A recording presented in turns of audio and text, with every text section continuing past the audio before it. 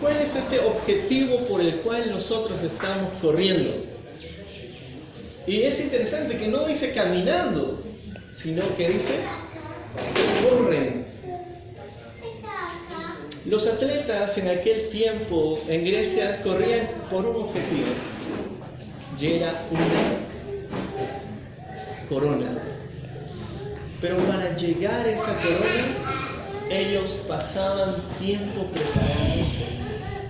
Y el versículo 25 dice que todo aquel que lucha de todo se abstiene.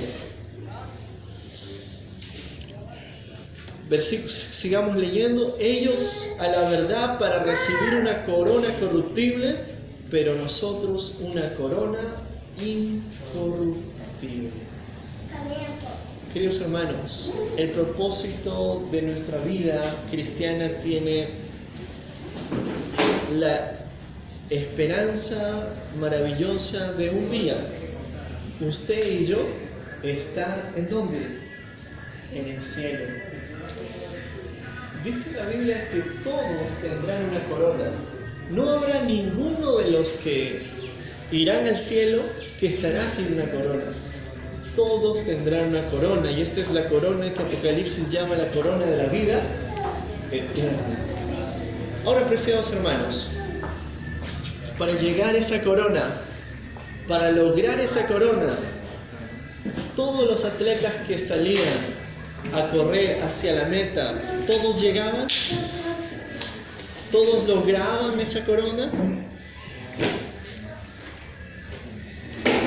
¿Quiénes lograban esa corona? Los ganadores. Y el mismo versículo nos dice, todo aquel que lucha, de todo se abstiene. Queridos hermanos, hay una preparación para poder llegar a esa corona. ¿Y sabes? Quiero decirte algo. Dice, todo se abstiene, ellos a la verdad para recibir una corona corruptible, pero nosotros una incorruptible. Apreciados hermanos, en el caminar de esta vida en la cual nosotros estamos, ¿cómo nosotros vamos a lograr tener una corona? Les vuelvo a repetir, les vuelvo a hacer la pregunta. En este correr del cristiano hacia poder terminar la meta, por eso Pablo dijo, ¿no? Más prosigo a la meta. ¿Cómo nosotros vamos a alcanzar esa corona? ¿Saben? El mismo capítulo lo menciona versículos antes. Vayamos al versículo 15. Y allí está la respuesta a esta pregunta. ¿Cómo usted y yo vamos a llegar al cielo y vamos a recibir una corona de vida eterna? Y acá vamos a ver una gran verdad, versículo 15. Solo retrocedemos, por eso hemos leído primero el 24, que básicamente es una pregunta. Versículo 15. Pero yo digo, de nada de esto me he aprovechado, ni tampoco he escrito esto para que se haga así conmigo, porque prefiero morir antes que nadie desvanezca esta mi gloria. Y el versículo 16 sobre todo, por favor. Pues si anuncio el Evangelio, no tengo por qué gloriarme, porque me es impuesta necesidad. Y ay de mí si no anunciare el Evangelio. ¿Amén? Amén. Wow. Esta es una declaración y está en este caso separado. Nosotros vamos a ver que está en signo de admiración. Pues si anuncio el Evangelio, no tengo por qué gloriarme, porque es impuesta necesidad. Ay de mí si no anunciare el Evangelio. Queridos hermanos, Pablo en este caso nos está diciendo de que hay una necesidad de predicar. Aquel corredor que va hacia la corona, que se prepara, que de todo se abstiene, que dice la Biblia, ese corredor en la vida cristiana prepara a otros para que tomen también su corona. Queridos hermanos, ningún corredor en la vida cristiana irá solito por el mundo hacia el objetivo de su corona, sino que el corredor que se menciona aquí en 1 Corintios capítulo 9 es alguien que corre, pero que también ayuda a otros a que logren el mismo objetivo. Y el objetivo de tener una corona incorruptible. Queridos hermanos, qué gran necesidad la de poder predicar la palabra de Dios. ¿Saben? El Espíritu de Profecía dice que todos tendremos una corona, ¿verdad? Y eso lo dice la Biblia. Y en la corona tendremos estrellas. Y esas estrellas representan todas las veces que nosotros hicimos el esfuerzo por traer una persona para Cristo. Queridos hermanos, en el cielo nadie habrá que no haya hecho, o al menos hecho un esfuerzo de haber traído una persona para Jesús. Aquellos que anhelan la corona, ayudan a aquellos que también necesitan del Evangelio de Dios. ¡Ay de mí si no anunciare el Evangelio! ¿Saben, queridos hermanos? Y el mismo versículo 18 hace una pregunta. ¿Cuál pues es mi galardón? Que predicando el Evangelio presente gratuitamente el Evangelio de Cristo para no abusar de mi derecho en el Evangelio. Queridos hermanos, usted y yo tenemos un mensaje que dar. ¿Cuál es ese mensaje que dar? Que Cristo está pronto a venir. Y mientras usted predica, muchas personas irán conociendo a Jesús. ¿Amén? Amén. Saben, queridos hermanos, y el Señor nos llama a predicar, porque Dios nos llamó un día. No sé cómo el Señor te llamó. En este caso a Pablo, ¿recuerdan ustedes a Pablo? ¿Dónde es que el Señor lo llamó? Él dice en la Biblia que iba ¿para dónde? Para Damasco. Iba con un propósito. ¿Cuál es su propósito? Predicar la palabra de Dios, ¿verdad? No. Su propósito era tomar cristianos y llevarlos a la cárcel. Pero un día el Señor lo alcanzó. Pero un día Dios llegó a su vida. Y saben, a partir de ese momento, Pablo empezó un ministerio para Dios y para Cristo. Yo no sé cómo el Señor te llamó, pero lo que sí sé es que tú y yo fuimos llamados para predicar la palabra de Dios. ¿Amén? ¿Lo crees así? ¿Saben, apreciados hermanos?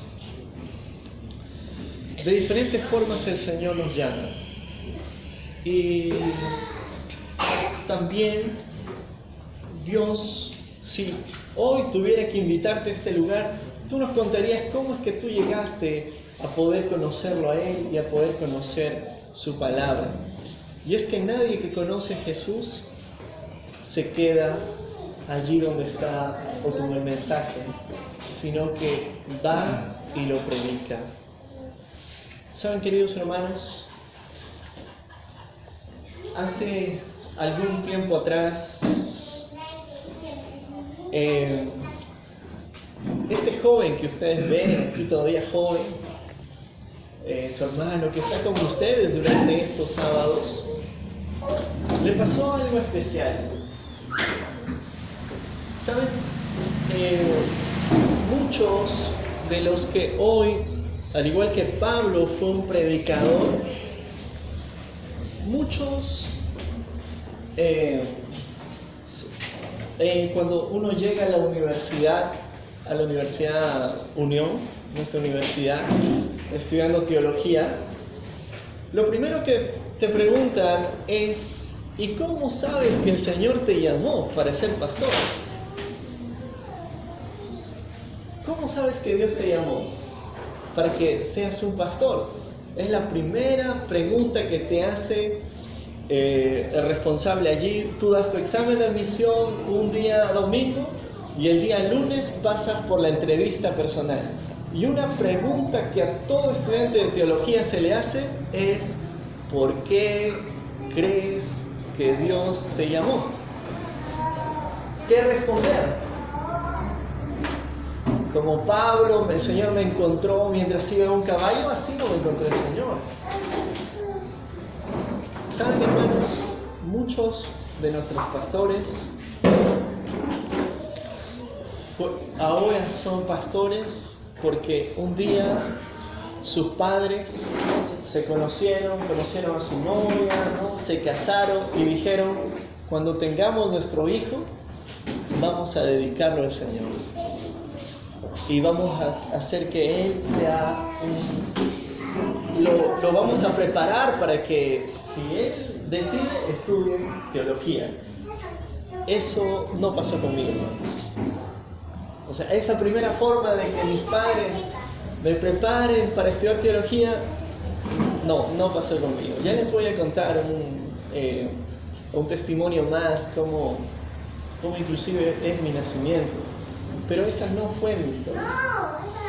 Otros pastores, otros amigos cuentan que iban por la vida, a veces tuvieron una vida difícil, una vida de muchos problemas, pero un día el Señor los alcanzó. Y ellos, en gratitud, ahora deciden servirlo. Esa tampoco fue mi historia, hermanos. Entonces, hermano, ¿cómo es que usted está aquí? ¿Cómo es que usted está predicando acá, está viniendo estos sábados? Mi historia fue diferente, hermanos.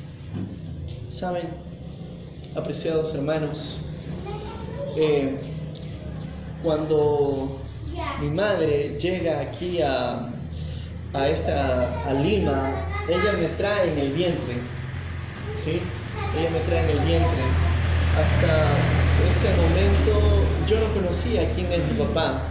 Y la verdad es que hasta el día de hoy no lo conozco.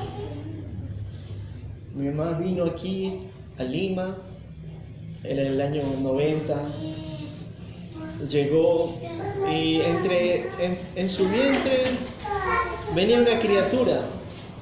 Era su segundo hijo. Ella tenía 17 años. Su primer hijo ya tenía 2 años. Su primer hijo lo tuvo a los 15 años. Yo era el segundo, a los 17 años. Y ninguno de los dos papás de los niños se habían hecho cargo. Ella vino escapándose de Cajamarca, vino a este lugar, acá a Lima. Sus hermanos mayores ya vivían aquí y le dieron alojamiento. Pasó el tiempo, su vientre iba creciendo, iba pateando a alguien adentro. Y saben, hermanos, un día llegó una carta del padre de este hijo, de este segundo hijo que ella esperaba. Ella se llenó de emoción, ¿no? Al menos se acordó, ¿no? Él era también joven. Y cuando llegó la carta de este joven, ella rápidamente abrió la carta, porque en aquellos tiempos se usaba carta todavía. Y al ver la carta, empezó a leer. Y más o menos la carta decía así: apreciada iglesia, bueno, me he enterado que estás embarazada y que vas a tener un hijo. Pero sabes, quiero decirte a través de esta carta que yo no me voy a hacer cargo de ese hijo. Que si tú deseas, puedes tener a ese hijo. Y si es mejor, ya que vives por San Juan de Lurigancho y el río Rímac está cerca, que nazca y bótalo al río. Pero yo nunca me voy a hacer cargo de ese hijo. Fueron las palabras que este joven escribió. Fueron las palabras que fueron leídas por esta madre. Allí ya casi 8 meses de embarazo, adolescente, aún no era ni mayor de edad. Y esta señorita tuvo que tomar una decisión: o tener a su hijo o no tenerlo. Era su segundo bebé. Pero ¿saben? Dios permitió que ese niño naciera. Dios permitió que aquel hijo que quizás ella ni él esperaban pueda nacer. Y ese bebé nació, ese niño nació. Y ese niño no tenía un padre, tenía cerca de 8 padres, porque todos los hermanos vivían juntos, así en un garaje como este. Fue así que ese niño durante 6 años vivió con sus tíos, allí en San Juan de Lurigancho, Las Flores, quizás ustedes conocen. Allí nació su mamá soltera. ¿Y quiénes eran sus papás? Todos los hermanos de su mamá. Cosa que él, su comida, su ropa, era comprada por sus tíos. Porque su papá hasta ese momento nunca apareció. Saben, hermanos, el tiempo fue pasando. Ese niño ya no era un niño, fue creciendo. Y más o menos a los 6, 7 años, esta señorita que ya había crecido también, conoce a un joven con el cual decide poder iniciar una relación, una nueva vida. Y fue así que nacen 2 niños más, y ya como familia. Este niño, ¿no?, de 6 años iba creciendo, pero siempre con el pensamiento de inferioridad, de saber que su papá nunca lo reconoció y ni siquiera conocerlo. Y fue creciendo con ello. Pasó el colegio, llegó la adolescencia con ese vacío en el corazón, de no saber, de no sentirse querido, de no saber de que había alguien que lo amaba. Y fue así que en una tarde de abril, era 2005, un día él recibió una invitación. Y recibió una invitación al mejor lugar que él podía recibir una invitación. Recibió la invitación de ir a una campaña de evangelismo. Era una loza deportiva en Cieneguilla. Y aquella noche, muchos jóvenes, al igual que él, habían ido a esa loza. Y él, desde entrando a la loza, miró que había personas que le dieron un abrazo, le dijeron bienvenido. Él nunca los había visto, pero era parte de aquel lugar. Y a ese joven lo llevaron adelante, lo pusieron ahí en las primeras sillas para que escuche el mensaje. Fue así que ese joven, mientras salían los jóvenes a cantar, así como ustedes han visto una campaña acá hace unos meses atrás, allí salieron y salió un pastor. Y ese pastor fue usado por el Señor. Porque ese pastor él no sabía que había un joven allí, que su padre no lo había reconocido, que tenía problemas en su casa, que muchas veces intentó irse de su casa. Dios usó a ese pastor.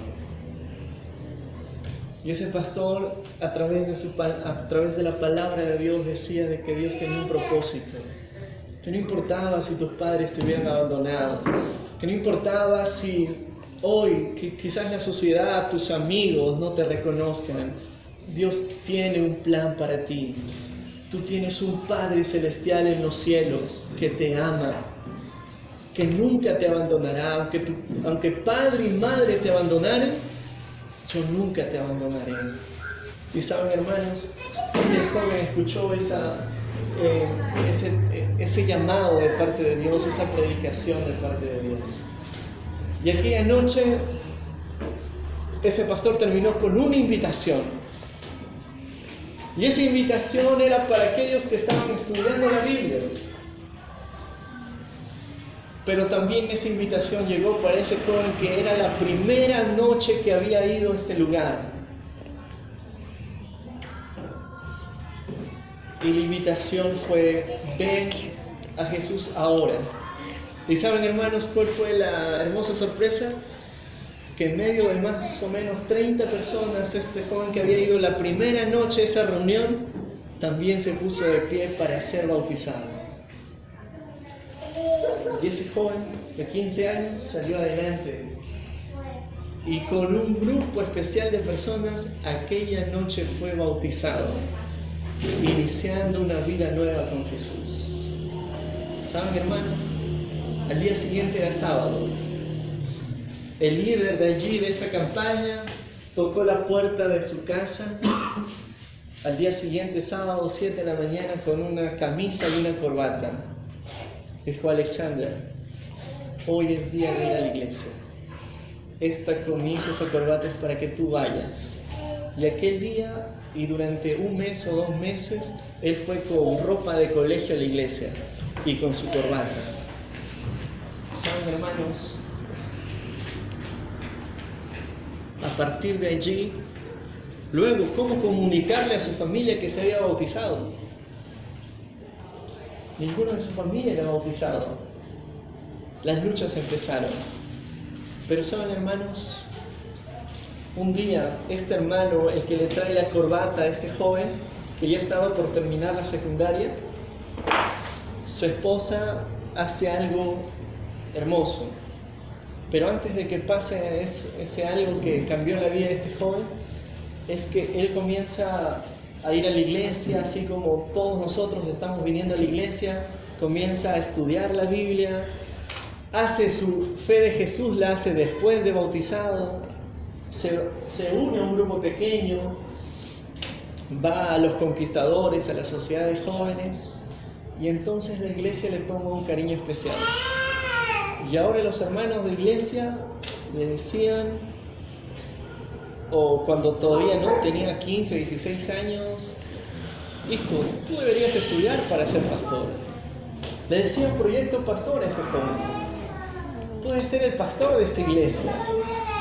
Y saben, hermanos, un día la esposa de este hermano, un día ese joven, al cual aquella noche se bautizó, le dice: hijo, vamos a ir a Ñaña. ¿Quién será Ñaña? Claro, vamos, hermana. Vamos a ir, porque allá vas a ir a estudiar. ¿A Ñaña? Sí, hermano, vamos. Para este joven había crecido un poco más y había tomado la decisión, había orado y Dios estaba contestando su oración. ¿Y saben? Esta hermanita, mal de la pierna, había tenido un accidente, llevó a este joven a la universidad, pero muy bien. Y por primera vez conoció la universidad. Y le dijo: hijo, aquí es el lugar donde te vas a formar para ser un siervo de Dios. Aquí es el lugar donde vas a estudiar y donde vas a prepararte para ser un pastor. Y saben, hermanos, ese joven en esa vacación fue a colportar, empezó a hacer la obra de Dios. Algunos años pasaron más y hoy está terminando la carrera de teología. Hoy está a pocos meses de poder graduarse. Ese joven soy yo. Es mi historia. Es como el Señor me rescató, como el Señor me ayudó, como el Señor puso esperanza en mi vida cuando no había esperanza. Y fue así como el Señor me llamó. Quizás no me hubiera gustado que mis padres me dedicaran o ir a la iglesia cuando era pequeñito, así como ustedes traen a sus niños, pero no fue así. Mas Dios, en su inmensa gracia y sabiduría, permitió que lo conociera en la adolescencia.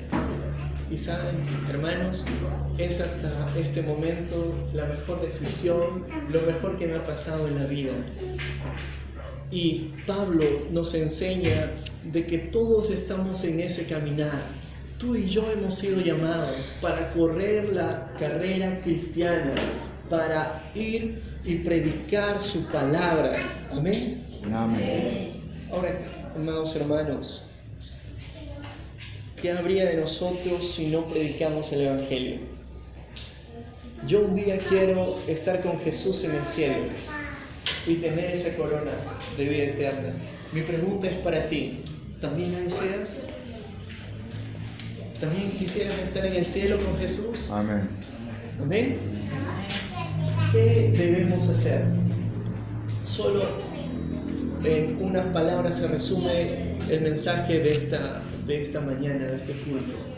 Si yo quiero llegar a tener una corona para Jesús, necesito ayudar a otros, predicar a otros para que también tomen su corona. ¿Amén? Amén. Porque este texto de que podemos, dice todo, ellos a la verdad por una corona corruptible y nosotros por una incorruptible, tiene que ver también con dar el mensaje de salvación. ¿Saben, hermanos? Hoy usted y yo podemos tomar una decisión. Hoy usted y yo podemos tomar la decisión de ir tras la corona, pero hacer de que muchas personas también tengan su corona. Si esa es tu decisión, hoy te hago una invitación. Señor, yo quiero estar contigo y tener la corona de la vida, pero también quiero que a través de mi influencia